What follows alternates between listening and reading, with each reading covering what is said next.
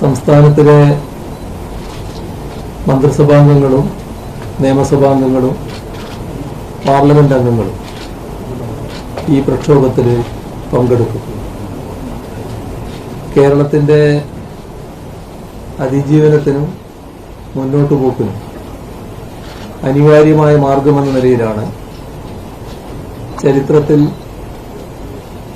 അധികം കീഴ്വഴക്കങ്ങളില്ലാത്ത ഈ പ്രക്ഷോഭത്തിന്റെ മാർഗം തെരഞ്ഞെടുക്കേണ്ടി വന്നത്. കേരളത്തിന്റെ മാത്രമല്ല, പൊതുവിൽ സംസ്ഥാനങ്ങളുടെ ഭരണഘടനാദത്തമായ അവകാശങ്ങൾ സംരക്ഷിക്കാനുള്ള പ്രക്ഷോഭമാണിത്. ഒരാളെയും തോൽപ്പിക്കുക എന്ന ലക്ഷ്യത്തോടെയല്ല ഈ സമരം. തോറ്റ് പിന്മാറുന്നതിന് പകരം അർഹതപ്പെട്ടത് നേടിയെടുക്കുക എന്ന ലക്ഷ്യമാണ് ഇതിനു പിന്നിൽ. രാജ്യമാകെ ഈ സമരത്തിന് പിന്തുണയുമായി കേരളത്തോടൊപ്പം നിലകൊള്ളുകയാണ്.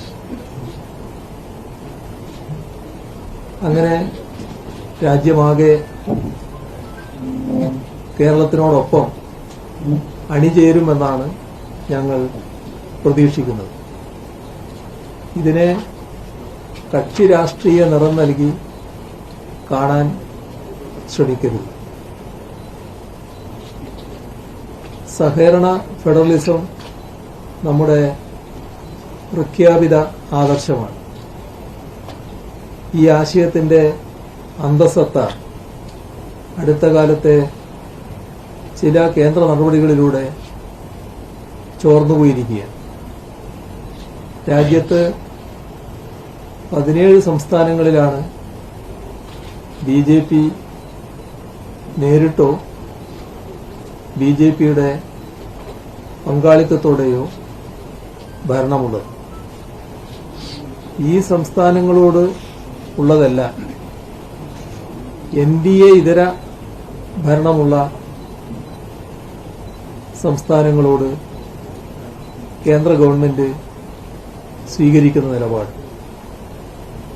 17 ലാളനയും മറ്റുള്ളിടങ്ങളിൽ പീഡനവും എന്നതാണ് സമീപനം.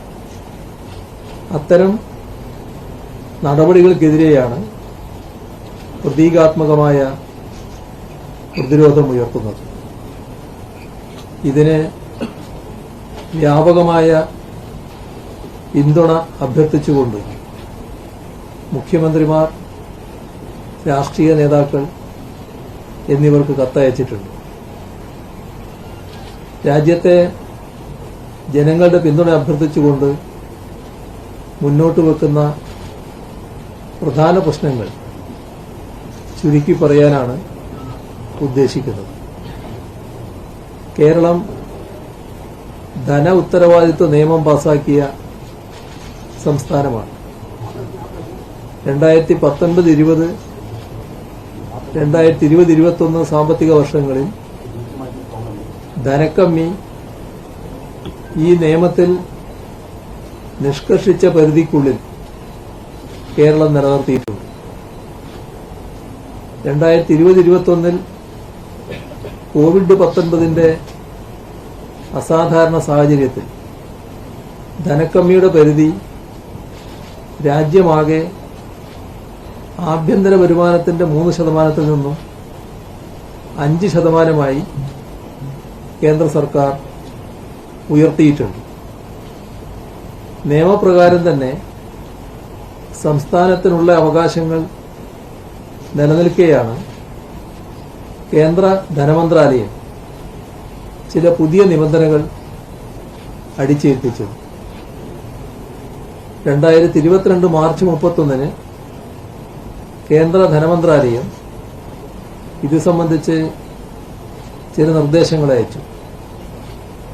സംസ്ഥാന സർക്കാർ നികുതിയുടെ നിശ്ചിത വിഹിതം നൽകുന്ന സ്ഥാപനങ്ങൾ എടുക്കുന്ന വായ്പകൾ ആകെ സംസ്ഥാന സർക്കാരിന്റെ വായ്പകളായി കണക്കാക്കുമെന്നാണ് അതിലെ ഉള്ളടക്കം.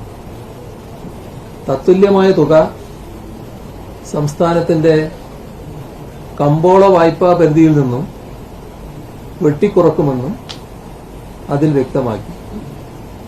ഇത് 15ാം ധനകാര്യ കമ്മീഷന്റെ ശുപാർശകളിൽ ഇല്ലാത്ത ഒന്നാണ്. 15ാം ധനകാര്യ കമ്മീഷന്റെ ശുപാർശകൾ ബഹുമാനപ്പെട്ട രാഷ്ട്രപതി അംഗീകരിച്ച് ഭരണഘടനയുടെ അനുച്ഛേദം 281 പ്രകാരം പാർലമെന്റിന്റെ ഇരുസഭകളുടെയും മേശപ്പുറത്ത് വെച്ച് അംഗീകരിച്ചതാണ്. അതിനെയാണ് ഒരു എക്സിക്യൂട്ടീവ് തീരുമാനത്തിലൂടെ അട്ടിമറിച്ചത്. ഇത് ഭരണഘടനാ തത്വങ്ങളുടെ നഗ്നമായ ലംഘനമാണ്. ഈ നടപടി വഴി കിഫ്ബി, KSSPL എന്ന് പറയുന്ന ഒരു പെൻഷൻ കമ്പനിയാണ്, ക്ഷേമ പെൻഷൻ നൽകുന്നതിന് രൂപീകരിച്ചൊരു കമ്പനിയായിരുന്നു. ഇത്തരം സംസ്ഥാന ഉടമസ്ഥയിലുള്ള സംരംഭങ്ങളെടുത്ത വായ്പകളെ കൂടി സംസ്ഥാനത്തിന്റെ കടമെടുപ്പ് പരിധിയിൽ മുൻകാല പ്രാബല്യത്തോടെ ഉൾപ്പെടുത്തുകയാണ്. കിഫ്ബി, സാമൂഹ്യ സുരക്ഷാ പെൻഷൻ കമ്പനിയുടെ വായ്പകൾ എന്നിവയുടെ എല്ലാം പേരിൽ വായ്പാ പരിധിയിൽ വൻതോതിൽ വെട്ടിക്കുറവ് വരുത്തി. 2021-22 സാമ്പത്തിക വർഷത്തിൽ മാത്രം 12,000-ഓളം രൂപയാണ് വെട്ടിക്കുറച്ചത്. അടുത്ത സാമ്പത്തിക വർഷങ്ങളിലും ഈ വെട്ടിക്കുറവ് തുടരുകയാണ്. നടപ്പു വർഷത്തിൽ 7,000 കോടി രൂപയുടെ വെട്ടിക്കുറവാണ് ഉണ്ടായിട്ടുള്ളത്. സംസ്ഥാനത്തിന് അനുവദനീയമായ കടമെടുപ്പ് പരിധിയിൽ പബ്ലിക് അക്കൌണ്ടിൽ നിന്നുള്ള തുകകളെ കൂടി ഉൾപ്പെടുത്തി വെട്ടിച്ചുരുക്കലുകൾ 2017 മുതൽ മുൻകാല പ്രാബല്യം നൽകി കേന്ദ്രം നടപ്പിലാക്കി വരികയാണ്. ഇതിൽ തന്നെ പബ്ലിക് അക്കൌണ്ടിലെ അവസാന വർഷത്തെ കണക്കെടുത്താൽ തുകയിൽ കുറവ് വരും.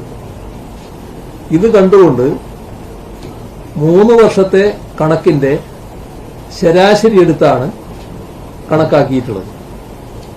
ഇത് വായ്പയുടെ വലിപ്പം വർദ്ധിപ്പിച്ച് കടമെടുപ്പ് പരിധി കുറക്കുന്നതിനു വേണ്ടി ചെയ്തതാണ്. ഏതു വിധേനയും കേരളത്തെ ബുദ്ധിമുട്ടിക്കാം എന്ന നിർബന്ധ ബുദ്ധിയാണ് ഇവിടെ കാണാൻ കഴിയുന്നത്. ഈ വിധം പബ്ലിക് അക്കൌണ്ടിലുള്ള പണം പൊതുകടത്തിൽപ്പെടുത്തിയത് മൂലം 12,000 കോടി രൂപയാണ് സംസ്ഥാനത്തിന്റെ കടമെടുപ്പ് പരിധിയിൽ നിന്നും വെട്ടിക്കുറച്ചത്. സംസ്ഥാന കടമെടുപ്പ് പരിധി നിശ്ചയിക്കാനുള്ള ഭരണഘടനാപരമായ അധികാരം കേന്ദ്ര സർക്കാരിനില്ല. ഇല്ലാത്ത അധികാരങ്ങൾ പ്രയോഗിച്ചാണ് ഭരണഘടനാ വിരുദ്ധവും ധനക്കമ്മീഷന്റെ നിലപാടിന് വിരുദ്ധവുമായ ഈ നടപടികൾ കൈക്കൊണ്ടിട്ടുള്ളത്. അടിസ്ഥാന